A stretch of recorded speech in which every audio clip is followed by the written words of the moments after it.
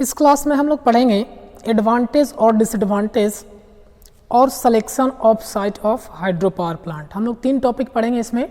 Advantage क्या होता है, डिसएडवांटेज क्या होता है, और इस पावर प्लांट को बनाने के लिए किस किस फैक्टर को कंसिडर किया जाएगा। यानी अगर हमको वाटर पावर प्लांट बनाना है तो कौन कौन से ऐसे टर्म होंगे, कौन कौन से ऐसे रिक्वायरमेंट होंगे, वो अवेलेबल होना चाहिए, तभी पावर प्लांट बनाया जा सकता है। तो सबसे पहले एडवांटेज हम लोग देखते हैं और फिर उसके बाद हम लोग डिसएडवांटेज और फिर सिलेक्शन ऑफ साइट। सबसे पहला एडवांटेज है इसका, नो फ्यूल इज रिक्वायरमेंट, यानी इस पावर प्लांट को ऑपरेट करने के लिए कोई फ्यूल नहीं रिक्वायरमेंट होता है। एग्जांपल से समझिए, जैसे कोल पावर प्लांट में ऑपरेट करने के लिए कोयला को ज़रूरी होता है। कोयला को जलाएंगे यानी वो एक फ्यूल था, कोयला को जलाते हैं और फिर उससे हम लोग क्या करते हैं, हीट प्राप्त करते हैं और उसके बाद फर्दर उसका यूज करते हैं। लेकिन इस पावर प्लांट में ऐसा कुछ नहीं है, हम लोग कोई फ्यूल यूज नहीं करते हैं। तो बताइए, फ्यूल यूज ही नहीं करेंगे तो जो फ्यूल में कॉस्ट लग रहा था, जो कोयला को खरीदने में कॉस्ट लग रहा था, फिर उसको ढोने में कॉस्ट लग रहा था, फिर उसको हैंडलिंग करने में कॉस्ट लग रहा था, फिर जो ऐश बचता था उसको हमको डिस्पोज करने में कॉस्ट लग रहा था, ये सारा का सारा कॉस्ट क्या हो जाएगा, यहाँ से रिमूव हो जाएगा। यानी सबसे पहला फ़ायदा है इस पावर प्लांट का कि इसमें कोई फ्यूल नहीं यूज होता है, इसलिए उसका जो सारा ऑपरेटिंग कॉस्ट है वो क्या हो जाता है, रिड्यूस्ड हो जाता है। दूसरा है no problem of fuel handling. हम अभी बताएं, जैसे कोयला जब आता है तो उसको उतारने के लिए फिर उसको हैंडलिंग किया जाता है। हम बताए थे पिछले वाले पावर प्लांट में कोल हैंडलिंग क्या होता है और कैसे वर्क करता है। यानी कोयला को जो जलने लायक बनाने के लिए जो यूज़ करना पड़ता है, जो प्रोसेस करना पड़ता है, यहाँ पे ऐसा कोई प्रोसेस करना नहीं है। यानी ऐसा नहीं है कि वाटर को पहले हम हैंडलिंग करेंगे, यानी जो भी कॉस्ट हैंडलिंग करने में लग रहा था वो सारा का सारा कॉस्ट क्या हो गया, बच गया। तो ये था दूसरा फ़ायदा। तीसरा फ़ायदा है हाईली रिलायबल, यानी ये वाला जो पावर प्लांट है ये भरोसेमंद है। ऐसा नहीं है कि अभी अगर पानी है तो एक दिन में ख़त्म हो जाएगा, नहीं। यहाँ पे जो वाटर पावर प्लांट बनाए जाते हैं ये ध्यान में रखा जाता है कि ये पूरा का पूरा साल चले, इसमें इतना पानी स्टोर हो, तभी बनाया जाता है। इसलिए ये जो पावर प्लांट है वो रिलायबल होता है, भरोसेमंद होता है।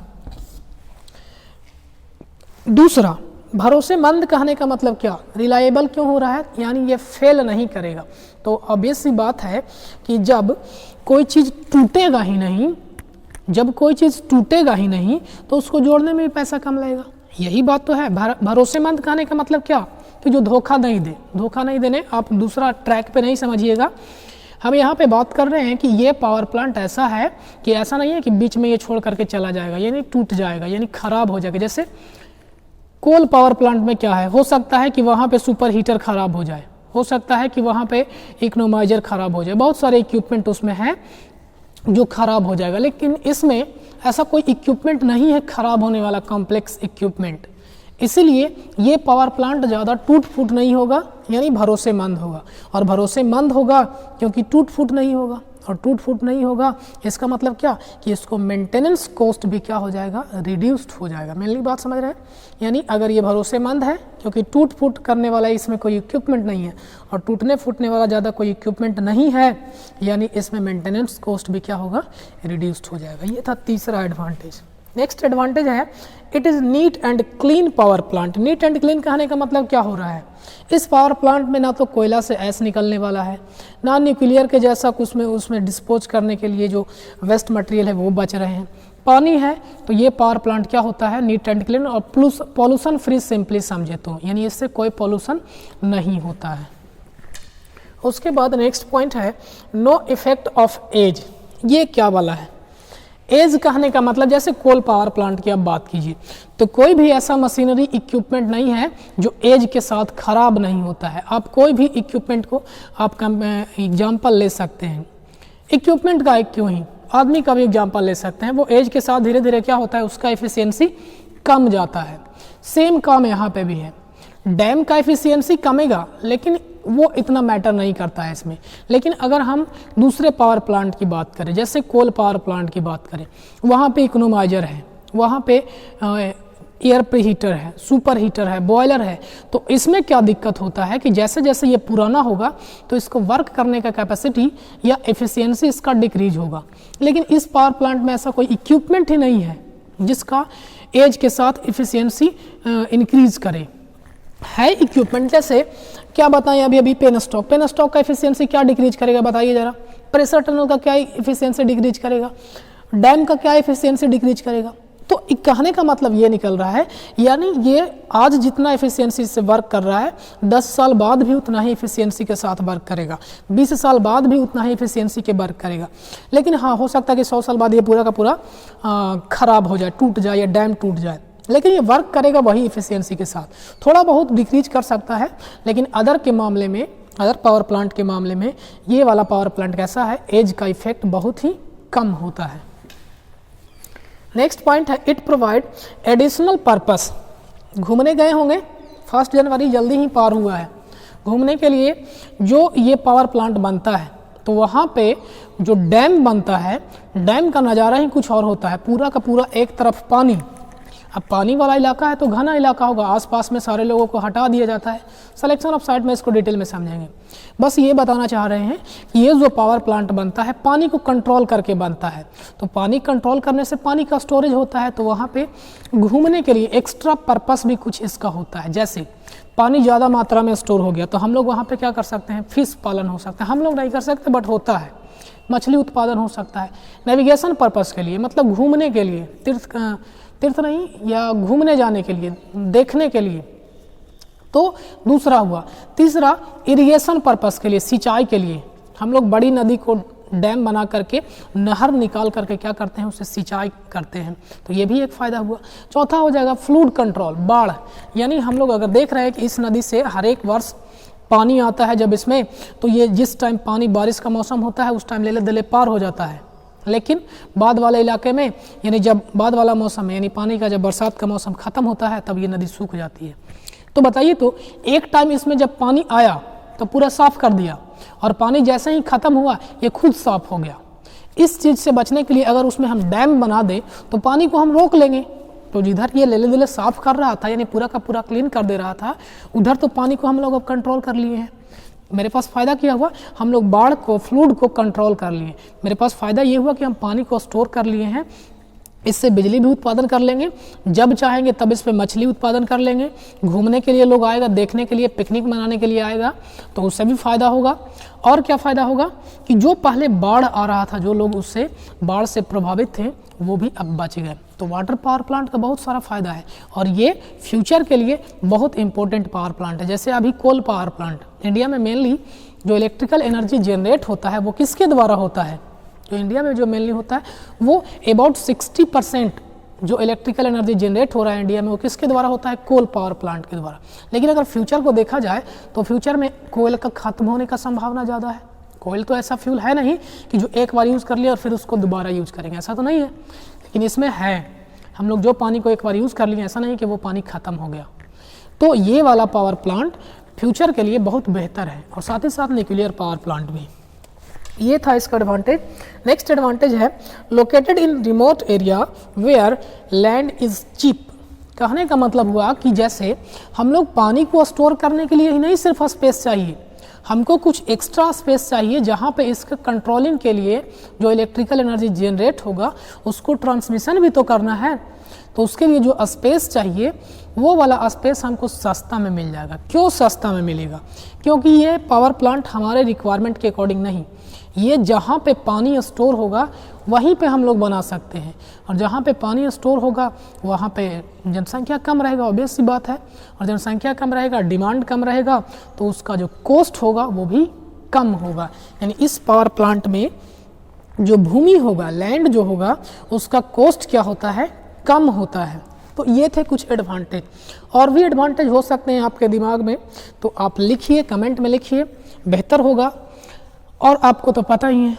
उसके बाद हम लोग डिसएडवांटेज पढ़ते हैं कि आखिर इसका डिसएडवांटेज क्या है और क्या क्या इससे प्रॉब्लम हो सकता है। सबसे पहला डिसएडवांटेज है इसका कि इट रिक्वायर लार्ज एरिया।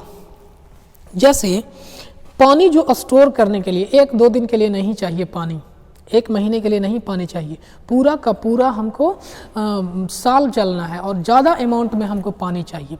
तो बहुत ज़्यादा एरिया को ये क्या करता है, कवर करता है, डुबो देता है बहुत सारे एरिया को। यानी जहाँ पे बांध बन रहा है वहाँ के अप्रॉक्स 40 किलोमीटर 50 किलोमीटर एरिया में ये क्या करता है, पूरा का पूरा पानी डुबो देता है। तो ये बहुत ज़्यादा एरिया रिक्वायरमेंट होता है इसके लिए। तो पहला डिसएडवांटेज हुआ। दूसरा, सबसे ज़्यादा इस पावर प्लांट में जो कॉस्ट आता है वो है डैम का। डैम को क्रिएट करने के लिए सबसे ज़्यादा कॉस्ट आते हैं इस पावर प्लांट में। डैम क्रिएट करने का आने का मतलब क्या निकल रहा है, यानी जो डैम बना रहे थे, डैम ऐसा होना चाहिए कि नदी में जब पानी आए तो बरसात के मौसम में डैम टूट जाना चाहिए। ऐसा पावर प्लांट होना चाहिए, ऐसा डैम होना चाहिए कि मौसम में ज़्यादा पानी हो तो टूट जाए नहीं। यानी अगर ऐसा होता है तो बहुत त्रासदी हो सकता है, बहुत ही भयंकर रूप ले सकता है, बाढ़ का सिचुएशन आ सकता है। तो डैम को हमको ये बात ध्यान रखा जाता है कि कितना पानी स्टोर करना है, और उस पानी को स्टोर करने के साथ साथ ये भी देखा जाता है कि इसमें और क्या संभावना है। हम इतना मतलब हम 100 लीटर पानी मार करके चले कि 100 लीटर इसमें आएगा तब इतना तक वो सस्टेन करेगा, लेकिन बरसात का क्या संभावना है कि 100 लीटर ही बारिश होगा, ज़्यादा भी तो पानी हो सकता है। तो ये बात ध्यान में रखा जाता है कि किसी भी सिचुएशन में डैम ना टूटे। तो इसलिए डैम का जो कंस्ट्रक्शन कॉस्ट होता है वो बहुत ही ज़्यादा होता है और बनाने में भी ज़्यादा टाइम लगता है। इस वजह से इसका कॉस्ट क्या होता है, बहुत ज़्यादा होता है। सबसे बड़ा डिसएडवांटेज इस पावर प्लांट का यही है कि इसका इनिशियल कॉस्ट ज़्यादा होता है। और भारत में खास करके ये वाला फैक्टर बहुत इंपॉर्टेंट है, इनिशियल कॉस्ट। आप लोग को भी पता होगा, कॉस्ट में ध्यान में रखा जाता है। नेक्स्ट पॉइंट है इसका लॉन्ग ट्रांसमिशन लाइन। जो ये पावर प्लांट बनाया जाता है, हमने अभी बताया कि ये दूर वाले इलाके में बनाया जाता है। तो जैसा कि हमने बताया कि दूर वाले इलाके में बनाया जाता है तो उसका एक फ़ायदा था कि उससे वहाँ पे जो भूमि मिलेगा वो सस्ता होगा। लेकिन घाटा क्या था, हम दूर वाले इलाके में बना रहे हैं, यानी जहाँ पे इलेक्ट्रिकल एनर्जी जनरेट कर रहे हैं वहीं पे तो यूज़ नहीं कर लेंगे। हमको यूज़ करने के लिए, लाने के लिए लोड सेंटर तक लाना होगा, तो वहाँ से लाने का ट्रांसमिशन कॉस्ट क्या हो जाता है, इसका बढ़ जाता है। ये भी एक इसका क्या है, डिसएडवांटेज है। नेक्स्ट है रिजर्वायर सबमर्जिबल वाला बता ही दिए। रिजर्वायर क्या होता है, बहुत लार्ज एरिया को क्या कर देता है, डुबो देता है, तो वो प्रॉब्लम क्रिएट करता है। जैसे वहाँ के इकोलॉजी पे इफेक्ट पड़ता है। अब बहुत सारा पानी में एरिया डूब गया तो वहाँ के जो पेड़ पौधे होंगे वो पानी में रहेंगे, नहीं रहेंगे, और भी जो जीव हैं वो भी इफेक्टेड होगा, वहाँ का एटमॉस्फेयर इफेक्ट होगा। तो ये सारे प्रॉब्लम क्रिएट करते हैं वाटर पावर प्लांट को बनाने में। तो ये था इसका एडवांटेज, डिसएडवांटेज।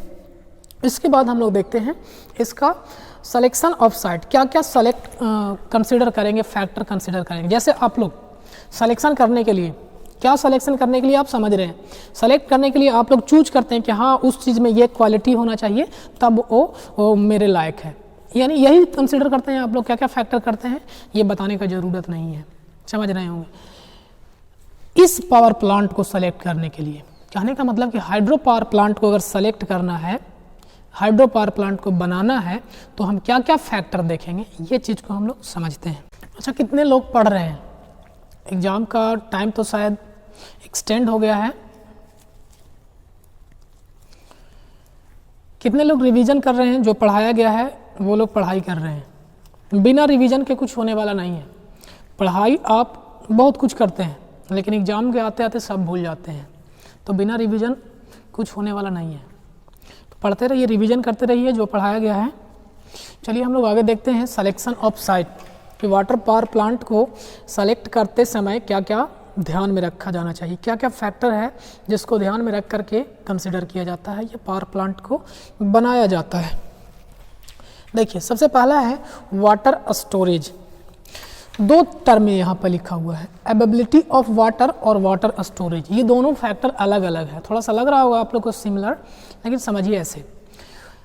वाटर को एक सोर्स, जैसे शहर में आप देखिए पानी होता है, बरसात के दिन में पानी होता है और पूरा का पूरा गली भर जाता है। पानी का सोर्स यहाँ पे है, समझिएगा बात को, पानी का सोर्स तो है यहाँ पे, यानी पावर प्लांट बनाने इतना नहीं, बस समझने के लिए, पानी का सोर्स तो है लेकिन क्या स्टोरेज कैपेसिटी है, नहीं है। प्रॉब्लम समझ रहे हैं, यानी वाटर का सोर्स होना चाहिए, साथ ही साथ वाटर का स्टोरेज करने का कैपेसिटी भी होना चाहिए। अब आते हैं पावर प्लांट के टर्म में, यानी एबिलिटी ऑफ वाटर कहने का मतलब हुआ कि अगर हम पावर प्लांट बना रहे हैं तो वहाँ पे पानी का कोई ना कोई ऐसा सोर्स होना चाहिए जो लार्ज अमाउंट में होना चाहिए। ये नहीं कि बस साल भर में एक बार बारिश हुआ उससे मेरा सोर्स कंप्लीट हो जाएगा या उससे पानी मेरे पास आ जाएगा, नहीं। तो वाटर अवेलेबिलिटी हो सकता है नदी का पानी, उसमें तो सालों भर पानी रहता है, पूरा का पूरा 12 महीने पानी रहते हैं, तो वो सोर्स हो गया, यानी पानी है। स्टोरेज कैपेसिटी क्या टर्म है? स्टोरेज कहने का मतलब कि उस पानी को हम लोग स्टोर करके रखना है, और स्टोर इस तरीके से करना है कि वाटर हेड हमको क्या हो जाए, मिल जाए। हमने अभी भी बताया है पावर प्लांट में, या पिछले वीडियो में आप लोग देखे होंगे कि वाटर पावर प्लांट के लिए वाटर हेड इम्पोर्टेंट होता है। आगे इसका हम जो एक्सप्रेशन होता है, जो एनर्जी होता है, कैसे वाटर हेड का रिक्वायर्ड होता है वो देखेंगे। यानी वाटर स्टोरेज भी होना चाहिए और वाटर अवेलेबिलिटी भी होना चाहिए। वाटर अवेलेबिलिटी कहने का मतलब कि बहुत ज़्यादा अमाउंट में पानी अवेलेबल होना चाहिए ताकि हम पूरे के पूरे साल यानी 1 साल चला सकें। 1 साल क्यों? क्योंकि फिर अगला साल बारिश होगा और फिर से वहाँ पे पानी आ जाएगा। तो अवेलेबिलिटी ऑफ वाटर कहने का मतलब कि पानी का सोर्स अवेलेबल होना चाहिए। दूसरा पॉइंट है वाटर स्टोरेज। पानी का सोर्स, जैसे आप एक एग्जाम्पल से समझिए, पहाड़ वाला इलाका, पहाड़ वाला पूरा का पूरा जहाँ जहाँ से पानी हो रहा है पूरा पहाड़ वाला एरिया में, वो पानी का सोर्स है, लेकिन वो बह करके चला जाता है नदी नाला या ढूंढा में, जहाँ पे भी पानी हो वो चला जाता है। अगर यही वाटर स्टोर करने का कैपेसिटी होता तो उस पानी को रोक करके सिंचाई के लिए हम लोग यूज़ कर लेते हैं, लेकिन ऐसा होता नहीं है। अगर यही बात बता रहा है कि पानी का सोर्स है, लेकिन अगर स्टोरेज कैपेसिटी भी क्या होना चाहिए, यानी जो पानी बारिश का हो या नदी का हो उसको हम स्टोर कर सकें, और इतना स्टोर कर सकें कि हम जो वाटर पावर प्लांट बनाना चाहते हैं वो मिल जाए, रिक्वायरमेंट फुलफिल हो जाए। तीसरा है वाटर हेड। वाटर हेड से क्या मीनिंग निकलता है या मतलब निकलता है, यानी हम अभी पढ़ें कि जो इसमें एनर्जी प्रोड्यूस्ड होता है या जनरेट जो एनर्जी होता है, वो वाटर की किस एनर्जी को हम लोग यूज़ करते हैं, तो पोटेंशियल एनर्जी को, और पोटेंशियल एनर्जी बराबर क्या फॉर्मूला होता है, M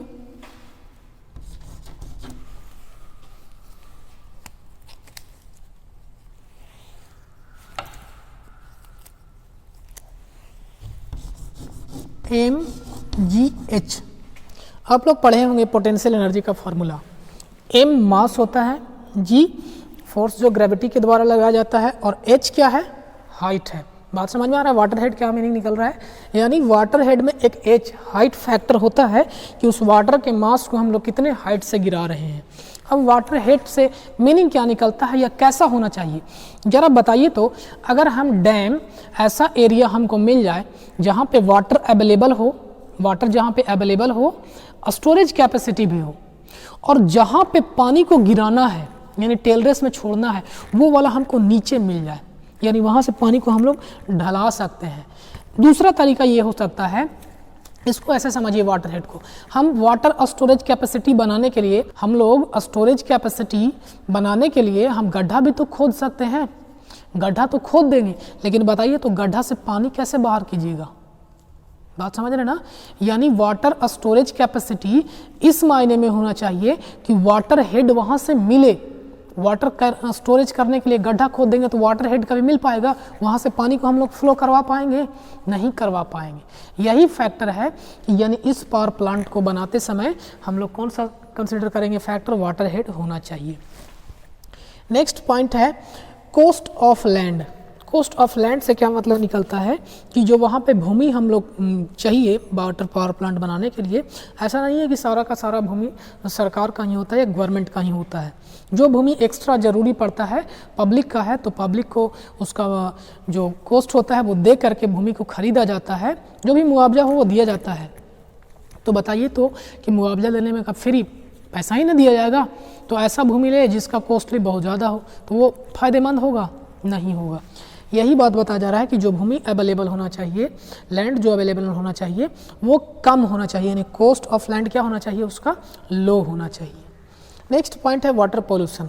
हमने अभी भी बताया था कि ये पावर प्लांट पोल्यूशन नहीं करता है, लेकिन ये भी एक फैक्ट है कि ये पॉल्यूटेड वाटर को एक्सेप्ट भी नहीं करता है। क्यों नहीं करता है?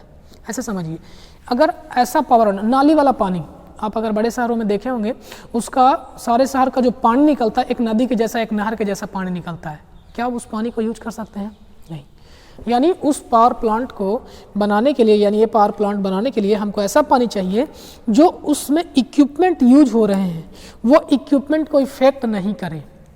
इफेक्ट नहीं करे से क्या सेंस निकलता है, मतलब निकलता है कि जैसे हम यहाँ पे नोजल लगाए हुए थे, टरबाइन लगाया हुआ था, तो ऐसा पानी चला जाएगा उस पर कि कूड़ा कचरा बैठ जाए, तो वो वर्क करेगा, तोड़ देगा ब्लेड, वाल्व टूट जाएगा। तो यही सब है फैक्टर, यानी जो वाटर पोल्यूशन कहने का मतलब कि उस मिट्टी में, उस वाटर में मिट्टी का मिक्सचर कम हो, पानी क्या हो, साफा हो। तो वाटर पोल्यूशन से मतलब निकल रहा है कि उसमें कूड़े कचड़े कम हो, प्लास्टिक कम हो, जंगल का जो पानी आएगा जंगल से अगर, तो उसमें लकड़ी का या जो भी एक्स्ट्रा अपशिष्ट मटेरियल है वो कम हो। नेक्स्ट है ट्रांसपोर्टेशन फैसिलिटी। ट्रांसपोर्टेशन फैसिलिटी, आप पावर प्लांट को बनाइएगा तो ऐसा नहीं है कि सारे इक्विपमेंट वहीं पे आप क्रिएट कीजिएगा। इक्विपमेंट को इंस्टॉल करने के लिए आपको ले जाकर के इंस्टॉल करना होगा, और ले जाने के लिए आपको सड़क का व्यवस्था होना चाहिए, रोड का, रेलवे का, जो भी ट्रांसपोर्टेशन फैसिलिटी अवेलेबल होना चाहिए, तभी पावर प्लांट वर्क करेगा या प्रेफरली अच्छे से वर्क करेगा। तो ये था सिलेक्शन ऑफ साइट। अब ध्यान रखिएगा, जरूरी नहीं है कि सारा का सारा सिलेक्शन ऑफ साइट जो फैक्टर है वो मिल ही जाए, जो जो इम्पोर्टेंट फैक्टर है वो कंसिडर किया जाता है। रिक्वायरमेंट तो सारा होता है, जैसे आप किसी को सेलेक्ट करने जाते हैं तो रिक्वायरमेंट होता है कि ये होना चाहिए, ये होना चाहिए, सुंदर, समझ रहे हैं बात को, क्या क्या होना चाहिए, लेकिन क्या सारा मिल जाता है? नहीं मिलता है, फिर भी एक्सेप्ट करते हैं कि नहीं करते हैं? यहाँ पे भी है, यानी कुछ कंप्रोमाइज़ करना पड़ता है, कंपनसेट करना पड़ता है, यानी जो चीज़ें इंपॉर्टेंट है वो अगर है तो पावर प्लांट को क्या किया जाएगा, इंस्टॉल किया जाएगा।